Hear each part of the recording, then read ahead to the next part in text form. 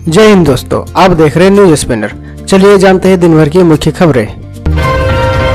गाय राष्ट्रीय पशु वाली याचिका सुप्रीम कोर्ट पहुंची, जजों ने फटकारा, याचिका वापस ले ली। जी हां दोस्तों, गाय को राष्ट्रीय पशु घोषित करने को लेकर सुप्रीम कोर्ट की सुनवाई का सभी को इंतजार था। सोमवार 10 अक्टूबर को सुनवाई हुई। इस दौरान जस्टिस एस.के. कौल और जस्टिस अभय एस. ओका की बेंच ने याचिकाकर्ता के वकील को खूब फटकार लगाई और मामले पर सुनवाई करने से इनकार कर दिया। साथ ही एस.सी. ने वकील पर जुर्माना लगाने की भी बात की है, जिसके बाद याचिका वापस ले ली गई और मामला को खारिज कर दिया गया। चलिए दोस्तों, आगे बढ़ते हैं बड़ी खबर की तरफ।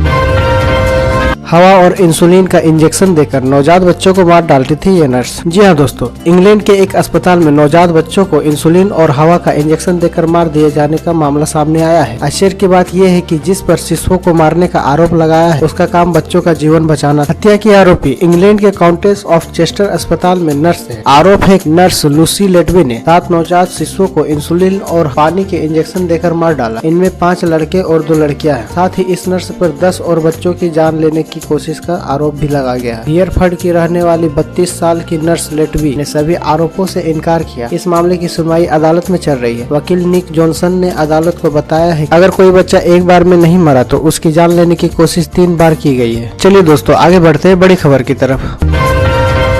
ऑस्कर में गई इंडिया फिल्म छेलो शो के चाइल्ड एक्टर राहुल कोहली का निधन। जी हाँ दोस्तों, इंडिया की ओर से ऑस्कर में भेजी गई फिल्म छेलो शो के एक्टर राहुल कोहली का निधन हो गया। वो फिल्म में काम कर रहे 6 चाइल्ड एक्टर में से एक थे। राहुल ने फिल्म में एक मन्नू नाम का किरदार निभाया था। बताया जा रहा है कि राहुल लियोकेमिया से जूझ रहे थे, जो कि एक किस्म का ब्लड कैंसर होता है। राहुल की उम्र 15 साल की थी। चलिए दोस्तों, आगे बढ़ते हैं बड़ी खबर की तरफ। MS धोनी अब फिल्म बनाने वाले हैं। जी हाँ दोस्तों, MS धोनी अपनी फिल्म प्रोडक्शन कंपनी लॉन्च करने जा रहे हैं। लेट्स सिनेमा के एक ट्वीट के मुताबिक धोनी एंटरटेनमेंट नाम की उनकी कंपनी तमिल, तेलुगु और मलयालम भाषी फिल्मों को प्रोड्यूस करेगी। चलिए दोस्तों, आगे बढ़ते हैं बड़ी खबर की तरफ।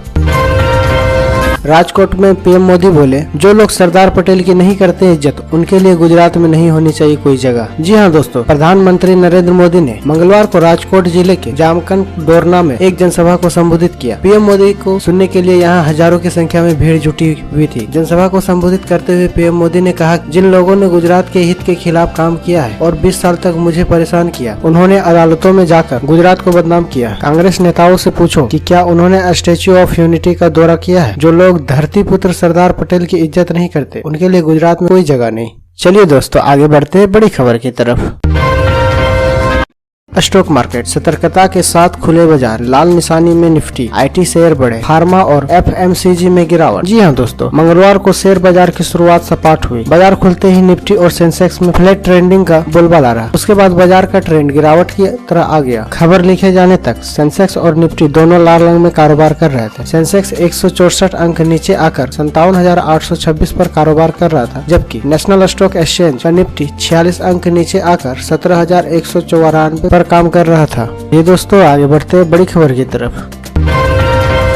परिवहन वाहनों पर टैक्स बढ़ाएगी आंध्र प्रदेश सरकार। 200 करोड़ रुपए तक जुटाएगी अतिरिक्त राजस्व। जी हाँ दोस्तों, आंध्र प्रदेश सरकार अपना राजस्व बढ़ाने के लिए परिवहन वाहनों पर टैक्स लगाने वाला है। 200 करोड़ रुपए का अतिरिक्त राजस्व जुटाने के लिए आंध्र प्रदेश सरकार परिवहन वाहनों पर तिमाही कर बढ़ाने के लिए पूरी तरह तैयार है। समाचार एजेंसी PTI ने अधिकारी सूत्रों के हवाले से बताया कि मुख्यमंत्री YS जगन मोहन रेड्डी ने हाल ही में संसाधन जुटाने पर एक बैठक में तिमाही कर वृद्धि प्रस्ताव को मंजूरी दी है। सूत्रों ने बताया कि इसी के अनुरूप परिवहन विभाग ने टैक्सियों, ट्रकों और बसों जैसे परिवहन वाहनों पर तिमाही कर में 20-25% की वृद्धि करने की योजना तैयार की है। चलिए दोस्तों, आगे बढ़ते हैं बड़ी खबर की तरफ।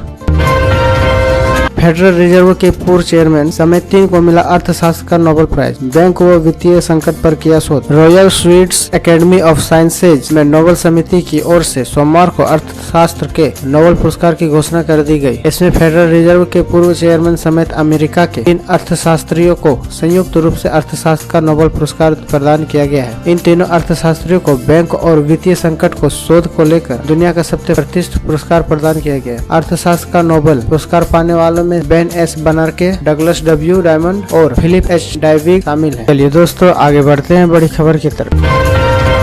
टियागो ईवी, एक दिन में ही 10,000 बुकिंग। इस इलेक्ट्रिक गाड़ी ने आते ही मचाया धमाल, कीमत में स्विफ्ट जितनी। जी हाँ दोस्तों, देश की सबसे सस्ती electric car Tata Tiago EV को ग्राहकों की शानदार प्रतिक्रिया मिली है। इसे एक दिन में ही 10,000 बुकिंग मिल गई। टाटा मोटर्स ने सोमवार 10 अक्टूबर को टाटा टियागो ईवी की बुकिंग शुरू की। बुकिंग शुरू होते ही बड़ी संख्या में लोग वेबसाइट पर आने लगे, जिससे कंपनी की वेबसाइट डाउन तक हो गई। हालांकि थोड़ी देर बाद ही इसे ठीक कर लिया गया। बता दें कि टाटा टियागो ईवी की कीमत 8.49 लाख रुपए से शुरू होती है और 11.79 लाख रुपए तक जाती है। खास बात है कि यह शुरुआती कीमत शुरुआती 10,000 ग्राहकों के लिए थी। अब कंपनी ने इसे अगले 10,000 ग्राहकों के लिए भी बढ़ा दिया। ये दोस्तों, आगे बढ़ते हैं बड़ी खबर की तरफ।